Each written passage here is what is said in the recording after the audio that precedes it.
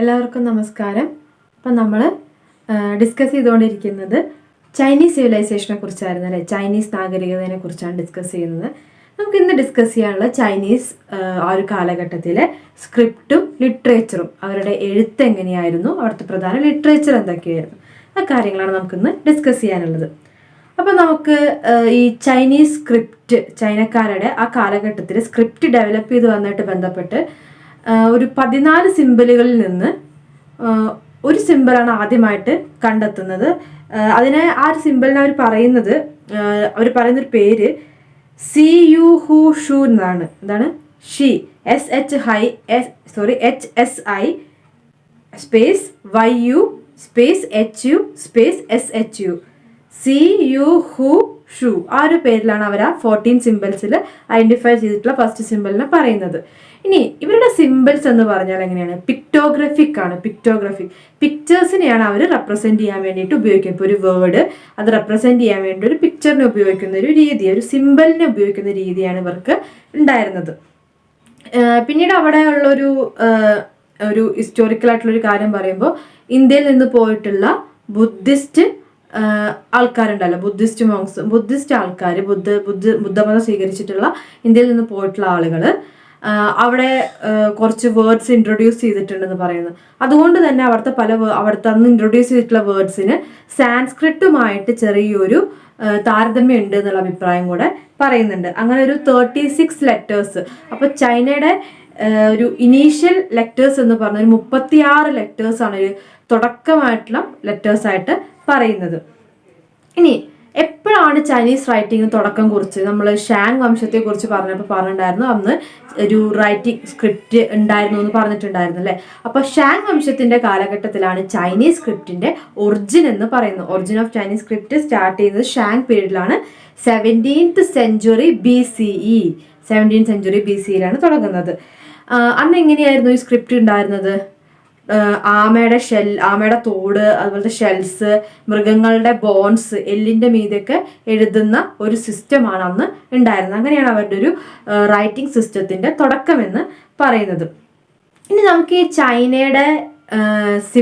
ചൈനയുടെ എഴുത്ത് സ്ക്രിപ്റ്റിനെ സിനോ ടിബറ്റൻ ഫാമിലിയിൽ ഉൾക്കൊള്ളിക്കാൻ പറ്റും. ഇപ്പോൾ നമ്മുടെ ഭാഷേനെ പല ഫാമിലി ഗ്രൂപ്പ്സ് ആയിട്ട് പറയും. അതുപോലെ തന്നെ ചൈനീസിനെ സിനോ ടിബറ്റൻ ലാംഗ്വേജ് ഫാമിലി ഗ്രൂപ്പിലാണ് ഉൾക്കൊള്ളിക്കുന്നത്. അതുകൊണ്ട് തന്നെ ചൈനീസ് എന്ന് പറയുന്ന ഭാഷേനെ സിനിറ്റിക് ലാംഗ്വേജ് ആയിട്ടാണ് കണക്കാക്കുന്നത്. എന്താണ്? സിനിറ്റിക് ലാംഗ്വേജ് ആയിട്ടാണ് പറയുന്നത്. ഇനി ഈ ചൈനയുടെ ഒരു രീതി, പിക്ടോഗ്രഫിക് എന്ന് പറയുന്ന ആ ഒരു എഴുത്ത് രീതി, ഷാൻ എന്ന് പറയുന്ന ഒരു വാക്ക്, SHAN, ഷാൻ എന്ന് പറയുന്ന വാക്ക് മൗണ്ടെയിൻ, മലകളെ സൂചിപ്പിക്കാനുള്ളത്. അതിന് മൗണ്ടെയിൻ എന്നും അർത്ഥം വരും, മൗണ്ടെയിൻസ് എന്നും അർത്ഥം വരും ഷാൻ എന്നുള്ള ഒറ്റ വാക്കിന്. മൗണ്ടെയിൻ എന്ന് വെച്ചാൽ സിംഗുലറും പ്ലൂരലും, മലകൾ രണ്ടും അർത്ഥം വരുന്ന ഒരു വാക്കാണ് ഷാൻ എന്ന് പറയുന്നത്. അപ്പൊ അത്തരത്തില് ഒരു കാര്യത്തെ പറയാനും ഒന്നിൽ കൂടുതൽ കാര്യങ്ങളെ റെപ്രസെന്റ് ചെയ്യാനും സെയിം വാക്ക് ഉപയോഗിക്കുന്ന രീതി. ഇപ്പൊ മൗണ്ടെയിൻസ്, ഷാൻ എന്ന വാക്ക്, അത്തരത്തിലൊരു റെപ്രസെന്റേഷൻ രീതി അവർക്ക് ഉണ്ടായിരുന്നു. ഇനി അതുപോലെ തന്നെ വേറൊരു ഉദാഹരണമാണ്, അവർക്കിപ്പോൾ പ്രസന്റ്, പാസ്റ്റ് പാർട്ടിസിപ്പിൾ നമ്മൾ പറയുമ്പോൾ സിമ്പിളായിട്ട് ഗോ, വെന്റ്, ഗോൺ. ഇംഗ്ലീഷ് ആണെങ്കിൽ ഗോ, വെന്റ്, ഗോൺ, മൂന്ന് വാക്കുകളായിട്ടാണ് ഉപയോഗിക്കുക അല്ലെ. പ്രസന്റ്, പാസ്റ്റ്, അങ്ങനെ മൂന്നായിട്ട് ഉപയോഗിക്കുക. പക്ഷെ അവർക്ക് ചിലപ്പോൾ അതിന് ഒറ്റ വാക്കേ ഉണ്ടാവുള്ളൂ. അപ്പൊ പ്രസന്റ്, പാസ്റ്റ് പാർട്ടിസിപ്പിൾ ഏതായാലും അതിന് ഒറ്റ വാക്ക് ഉപയോഗിക്കുന്ന ഒരു രീതി അവർക്കുണ്ട്. മനസ്സിലായി? അപ്പോൾ സിംഗുലർ, പ്ലൂറൽ വാക്കുകൾക്കും ഒറ്റ വാക്ക് ഉപയോഗിക്കുക. അതുപോലെ തന്നെ ഭാവി, ഭൂത, വർത്തമാനങ്ങളും ഒറ്റ വാക്കിൽ റെപ്രസെന്റ് ചെയ്യുന്ന രീതി അവർക്കുണ്ട്. അപ്പൊ അതാണ് ഈ ഒരു അവരുടെ ഒരു ഭാഷയുടെ തുടക്കത്തിലെ പ്രത്യേകത എന്ന് പറയുന്നത്. അപ്പൊ നമ്മൾ പറഞ്ഞു, ഒരു കാര്യം വിട്ടുപോയിണ്ടായിരുന്നു, ഷാങ് പീരീഡിലാണ് ഇവരുടെ ഇതിന്റെ ഒറിജിൻ എന്ന് പറഞ്ഞല്ലേ. അപ്പോൾ ടോട്ടോയ്സ്, ആമയുടെ ഷെല്ലിന്റെ മീതെ, ബോൺസിന്റെ മീതൊക്കെ ഇവർ എഴുതുമായിരുന്നു എന്ന് പറഞ്ഞു. അന്ന് കണ്ടെത്തിയിട്ടുള്ള ആ സ്ക്രിപ്റ്റിനെ പറയുന്ന പേരാണ് ജിയാഗുവൻ എന്നുള്ളത്. ജിയാഗുവൻ, JIAGUWEN, ജിയാഗുവൻ എന്നാണ് പറയുന്നത്. അതായത് ഒരു സിമ്പിളായിട്ട് പറയുകയാണെങ്കിൽ ഒറാക്കിൾ ബോൺ സ്ക്രിപ്റ്റ് എന്നാണ് അറിയപ്പെട്ടിരുന്നത്. ഓക്കെ, അത് പറയാതെ വിട്ടുപോയതാണ്. അപ്പൊ ഇത്രയാണ് ചൈനയുടെ ഒരു റൈറ്റിങ്ങിന്റെ രീതികൾ തുടക്കത്തിൽ ഇൻട്രൊഡക്ഷൻ എന്ന നിലയ്ക്ക് നമുക്ക് ഡിസ്കസ് ചെയ്യാനുള്ളത്. ദെൻ നമ്മൾ ചൈനീസ് ക്യാരക്ടേഴ്സ് എങ്ങനെയാന്ന് പറയുമ്പോൾ നമ്മൾ പറഞ്ഞു പിക്ടോഗ്രഫിക് ആണെന്ന് പറഞ്ഞല്ലേ. സുമേറിയയിൽ ഏത് രീതിയാണ്, ഈജിപ്ഷ്യൻ രീതി ഹൈറോഗ്ലിഫിക്സ് ആണെന്ന് പറഞ്ഞു. ഇവിടെ ഏതാണ്, പിക്ടോഗ്രഫ്സ് ആണ് ഉപയോഗിക്കുന്നത്. അപ്പൊ അതാണ് പിക്ടോഗ്രഫിക് രീതിയാണ് ഉപയോഗിക്കുന്നത്.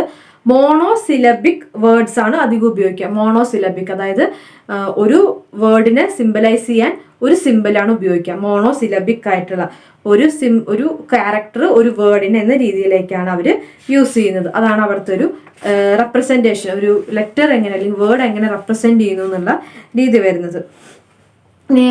ഇപ്പൊ നമ്മൾ സാക്രിഫൈസ് എന്ന് പറയുന്ന ഒരു വേർഡ്, അതിനെ സൂചിപ്പിക്കാൻ വേണ്ടിയിട്ട് 2 കൈകൾ അതിലൊരു ബേർഡിനെ ഹോൾഡ് ചെയ്തിരിക്കുക. 2 കൈകളിലൊരു ബേർഡിനെ നിർത്തിയിട്ടുള്ളൊരു പിക്ചറാണ് സാക്രിഫൈസ് എന്നുള്ളൊരു ടേം റെപ്രസെന്റ് ചെയ്യാൻ വേണ്ടി ഉപയോഗിക്കുക. അങ്ങനത്തെ കുറച്ച് എക്സാമ്പിൾസ് പറഞ്ഞു തന്നേ ഉള്ളൂ. അങ്ങനെയാണ് അവരുടെ ഒരു രീതി എന്ന് പറയുന്നത്. ക്യാരക്ടേഴ്സ് അവർ റെപ്രസെന്റ് ചെയ്യുന്ന രീതി എന്ന് പറയുന്നത്.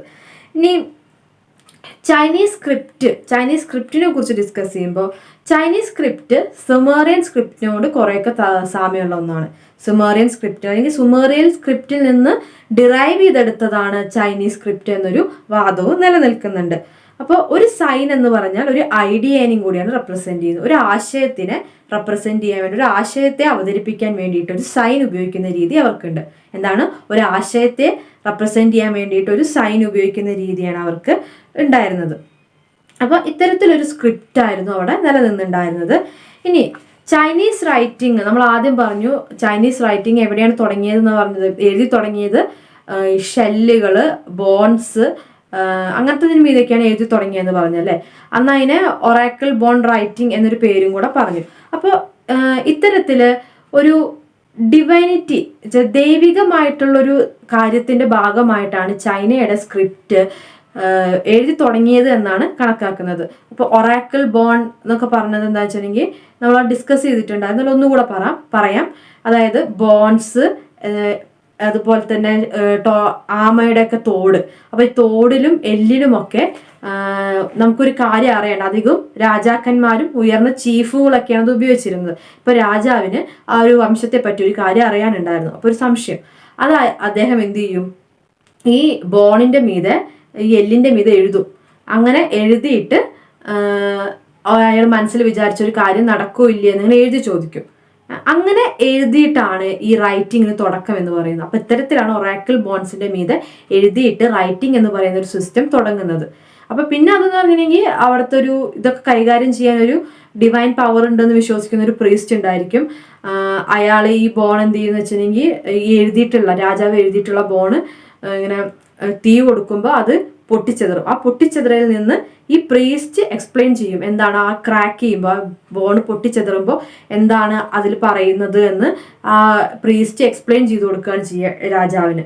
അങ്ങനത്തെ ഒരു സിസ്റ്റമാണ് ഈ ഒറാക്കിൾ ബോൺ റൈറ്റ്. അപ്പോൾ ഈ ഒറാക്കിൾ ബോൺ എന്ന് പറയുന്ന ഒരു ഡിവിനിറ്റിന്, ഒരു റിലീജിയസ് ആയിട്ടുള്ള കാര്യങ്ങളിൽ നിന്നാണ് അവരുടെ റൈറ്റിംഗ് എന്ന് പറയുന്ന സംഭവം, ഒരു സ്ക്രിപ്റ്റിന് തുടക്കം കുറിക്കുന്നത് നമുക്ക് മനസ്സിലാക്കാൻ പറ്റും. പിന്നീട് അതിന് മാറ്റം വന്നു. അവരതൊരു സൂക്ഷിക്കാൻ പാകത്തിൽ ഇലകളിൽ ബാമ്പൂല്, അങ്ങനെ ബാമ്പു ഇത് ഉപയോഗിച്ചുകൊണ്ട് കോർത്തുകൊണ്ടൊക്കെ ബുക്ക് രൂപത്തിലൊക്കെ ആക്കുന്ന രീതി പിന്നീട് ഡെവലപ്പ് ചെയ്ത് വന്നിട്ടുണ്ട്. അത് ലേറ്റർ റൈറ്റിങ്ങിന്റെ ഭാഗമായിട്ട് ഡെവലപ്പ് ചെയ്ത് വന്നു. ദെൻ ചൈനീസിന്റെ കലണ്ടർ സിസ്റ്റം എങ്ങനെയാണെന്ന് വെച്ചിട്ടുണ്ടെങ്കിൽ സോളാർ ലൂണാർ കലണ്ടറുകൾ ഒരുമിച്ച് ചേർത്തലാണ്. അപ്പൊ ചൈനീസ് കലണ്ടർ എന്ന് പറഞ്ഞെങ്കിൽ ചൈനയുടെ ഒരു സമയം കാലമൊക്കെ അറിയാനുള്ള ഒരു ഇത് സോളാർ പ്ലസ് ലൂണർ. സോളാർ എന്ന് വെച്ചിട്ടുണ്ടെങ്കിൽ സൂര്യൻ, ലൂണർ എന്ന് വെച്ചിട്ടുണ്ടെങ്കിൽ മൂൺ, രണ്ടിന്റെയും കൂടെ കമ്പൈൻ ചെയ്തിട്ടുള്ള ഒരു ഇതാണ് അവർക്ക് ഉള്ളത്. അപ്പോൾ അതിനെ കുറിച്ച് നമ്മൾ ഡിസ്കസ് ചെയ്യുന്ന സമയത്ത് ഈ രാജാവാണ്, ഫാമിംഗ് ആണ് പ്രധാനപ്പെട്ട, കൃഷിയാണ് പ്രധാന തൊഴിലെന്ന് പറഞ്ഞല്ലോ. അപ്പൊ രാജാവ്, ഒരു റൂളർ, അദ്ദേഹമാണ് അവിടുത്തെ വേണ്ട ആൾക്കാരോട് പറഞ്ഞു കൊടുക്കുക ഏത് സമയത്താണ് കൃഷി തുടങ്ങേണ്ടത്. അപ്പോൾ ഇതൊക്കെ ഒരു കലണ്ടർ വൈസ് ആണ് ഒരു നടത്തി പോകുന്നത്. അപ്പോൾ അങ്ങനെ ഒരു കലണ്ടർ എന്ന് പറയുന്ന സിസ്റ്റം ഷാങ് പീരീഡിൽ തന്നെ ഡെവലപ്പ് ചെയ്തിട്ടുണ്ടായിരുന്നു. ചൈനയുടെ ഫസ്റ്റ് ആയിട്ടുള്ള ഒരു വംശമായിട്ടുള്ള ഷാങ് പീരീഡിൽ തന്നെ കലണ്ടർ എന്ന് പറയുന്ന സിസ്റ്റം, ആ കലണ്ടറിന്റെ അടിസ്ഥാനത്തിൽ രാജാവ് ഫാർമേഴ്സിന് ഇൻഫോർമേഷൻ നൽകും, വിവരങ്ങൾ നൽകും, ഇന്ന സമയത്താണ് കൃഷി തുടങ്ങേണ്ടത്, അങ്ങനത്തെ കാര്യങ്ങളൊക്കെ നിലനിൽക്കുന്നുണ്ട്.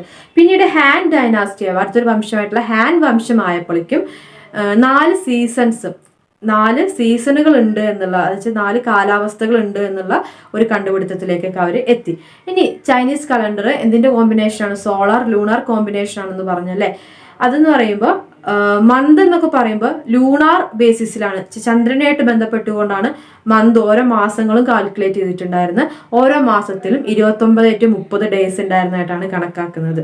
എന്നാൽ ഇയർ കണക്കാക്കുമ്പോൾ ഒരു ഇയർ എന്ന് പറഞ്ഞാൽ 365 1/4 ഡേയ്സ് ആയിട്ടാണ് അവർ കണ്ടെത്തിയിട്ടുണ്ടായിരുന്നത്. എത്രയാണ്? 365 ദിവസം, 365 + 1/4 ഡേയ്സ് ആണ് ഒരു വർഷം എന്നാണ് അവരുടെ കണക്കുകൂട്ടലുകളിൽ ഉണ്ടായിട്ടുള്ളതാണ് അവർ കണ്ടെത്തിയിട്ടുള്ളത്. അപ്പോൾ ഇതായിരുന്നു അവിടെ നിലനിന്നിരുന്ന ഒരു കലണ്ടർ, അല്ലെങ്കിൽ ഒരു കാലാവസ്ഥ അല്ലെങ്കിൽ കാലം സമയമൊക്കെ അറിയാൻ വേണ്ടി അവർ ഉപയോഗിച്ചിരുന്ന ഒരു രീതി എന്ന് പറയുന്നത്. ഇനി അടുത്തത് അവിടുത്തെ എഡ്യൂക്കേഷൻ സിസ്റ്റത്തെ കുറിച്ച് ഡിസ്കസ് ചെയ്യുമ്പോൾ, എഡ്യൂക്കേഷൻ എന്ന് പറയുന്നത് വെൽത്തി ക്ലാസ്സിന് മാത്രമാണ് പ്രോപ്പറായിട്ട് എഴുതാനൊക്കെ ഒരു എഡ്യൂക്കേഷൻ ലഭിച്ചിരുന്നത്. അപ്പോൾ അതൊരു വെൽത്തി ക്ലാസ് അല്ലെങ്കിൽ നൊബിൾ ക്ലാസ്സിനൊക്കെ അവകാശപ്പെട്ടതായിരുന്നു. ഫാർമേഴ്സ് ആണ്, ഭൂരിഭാഗം ഫാർമേഴ്സ് ആണെന്ന് പറഞ്ഞാൽ കോമൺ മെൻ ഓർ ഫാർമേഴ്സ്, അതാണ് അവിടുത്തെ പ്രധാനപ്പെട്ട ഒരു വിഭാഗം. ഈ കോമൺ മെൻ അല്ലെങ്കിൽ ഫാർമേഴ്സ് അധികവും കൃഷിയെക്കുറിച്ച് ആൺമക്കൾക്ക് പറഞ്ഞു കൊടുക്കും, മക്കൾക്ക് പറഞ്ഞു കൊടുക്കും. സ്ത്രീകൾ എന്ത് ചെയ്യും?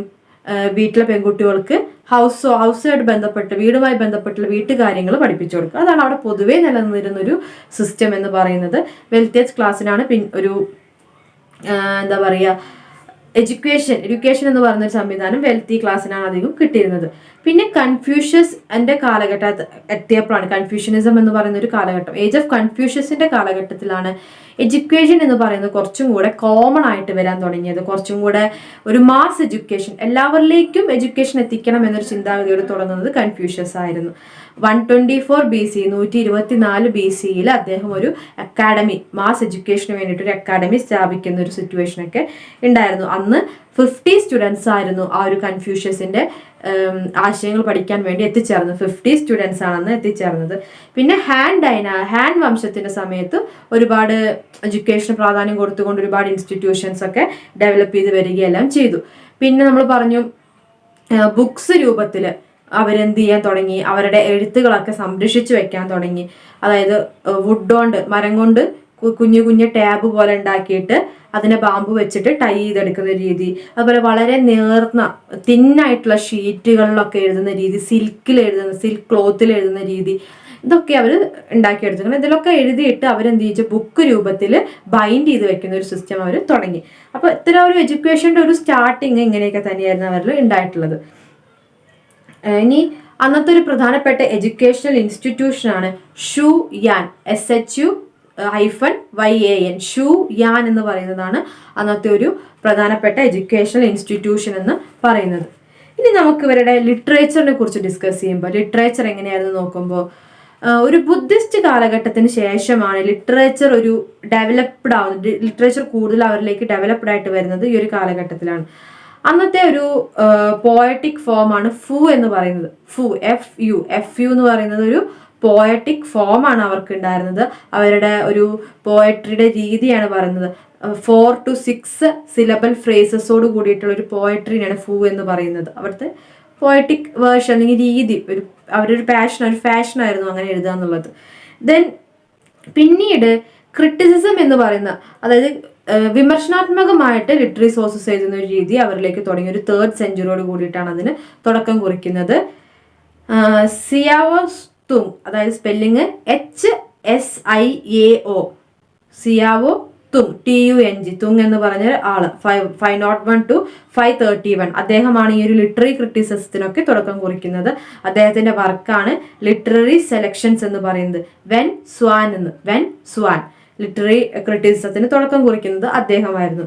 പിന്നീട് അതിനുശേഷം ഒരു ഹിസ്റ്ററിയുമായിട്ട് ബന്ധപ്പെട്ടുകൊണ്ടുള്ള വർക്കുകൾ വന്നു തുടങ്ങി.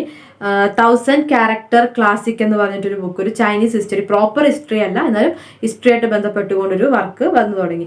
അങ്ങനെയാണ് ലിറ്ററേച്ചറിന്റെ ഒരു തുടക്കം എന്ന് പറയുന്നത്.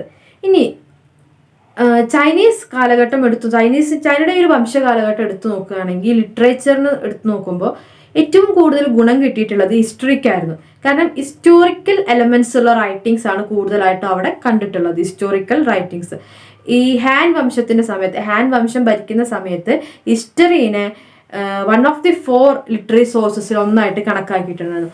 4 ലിറ്ററേച്ചറിന്റെ പല പല വിഭാഗങ്ങൾ ഉണ്ടാവുമല്ലോ, അങ്ങനെ ലിറ്ററേച്ചറിന്റെ പല പല വിഭാഗങ്ങളിൽ ഒരു വിഭാഗമായിട്ട് ഹിസ്റ്റോറിക്കൽ റൈറ്റിങ്ങിനെ അവർ കണ്ടിട്ടുണ്ടായിരുന്നു. അപ്പൊ നമുക്ക് ഇനി ഹിസ്റ്റോറിക്കൽ റൈറ്റിങ്സിനെ കുറിച്ച് പറയുമ്പോൾ ഒരു പ്രധാനപ്പെട്ട വ്യക്തിയാണ് ഷീജി, SHICI, CHI. ഷീച്ചി എന്ന് പറയുന്നത് ഒരു പ്രധാനപ്പെട്ട ഒരു ഹിസ്റ്റോറിക്കൽ എന്താ പറയുക ഒരു സ്കോളർഷിപ്പ് ആയിരുന്നു. അതിൻ്റെ കൂടെ അന്നത്തെ ഒരു പ്രധാനപ്പെട്ട ഹിസ്റ്റോറിക്കൽ റൈറ്റർ ആയിരുന്നു സുമാഷീൻ. SSUMACHIEN. സുമാഷീൻ എന്ന് പറയുന്ന ഒരു ഇമ്പോർട്ടൻ്റ് ആയിട്ടുള്ള കോർട്ട് അസ്ട്രോളജർ ആണ് ശരിക്കും അദ്ദേഹം. പക്ഷെ അദ്ദേഹത്തിൻ്റെ പലതും എന്താ പറയുക ഒരു ഹിസ്റ്ററിനെ റെക്കോർഡ് ചെയ്ത് വെക്കുന്ന രീതിയിലാണ് അദ്ദേഹം പോയിട്ടുള്ളത്. ഷീച്ചി അഥവാ സുമാഷീൻ. അപ്പോൾ അദ്ദേഹം കൂടുതലും ഹിസ്റ്ററിനെ റെക്കോർഡ് ചെയ്ത് വെക്കുന്ന ഒരു പാസ്റ്റിന് ശരിക്കും ഒരു ഹിസ്റ്റോറിക്കൽ റൈറ്റിംഗ് ആണ്, പ്രോപ്പർ ഹിസ്റ്റോറിക്കൽ റൈറ്റിംഗ് ആണെന്നല്ല പറയുന്നത്. പക്ഷെ എന്താ പറയുക ഹിസ്റ്ററി പോലെ തന്നെ ഒരു കാലഘട്ടം അനുസരിച്ച് റെക്കോർഡ് ചെയ്യുന്ന ഒരു രീതി ഉണ്ടായിരുന്നു. പാസ്റ്റിന് കഴിഞ്ഞ കാലത്തിന് പ്രോപ്പറായിട്ട് റെക്കോർഡ് ചെയ്യാൻ ശ്രമിച്ചിരുന്നു എന്നതാണ് അതിൻ്റെ ഒരു പ്രത്യേകത എന്ന് പറയുന്നത്.